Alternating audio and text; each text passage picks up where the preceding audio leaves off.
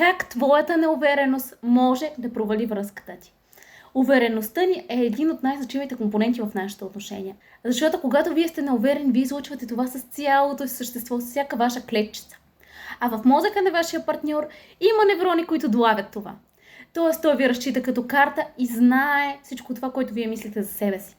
И дали партньора ви би искал да бъде с човек, който вярва, че не е ценен, че не струва, че не заслужава. По този начин той долавя посланието, че вие не сте стойностни и съответно той трябва да намери нещо по-стойностно. Всеки иска да има до себе си стойностен партньор, нали така? И тогава изневерите са много често срещани. Как да се справите с това? Работете върху себе си. Не чакайте вашия партньор да повярва във вас, а вие самите вярвайте във вас.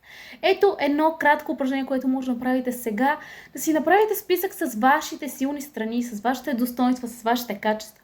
И така ще повярвате много повече в себе си и в вашата стойност като партньор, а това ще подобри отношенията ви и до голяма степен ще ви предпази от разпадане на връзката поради изневяра.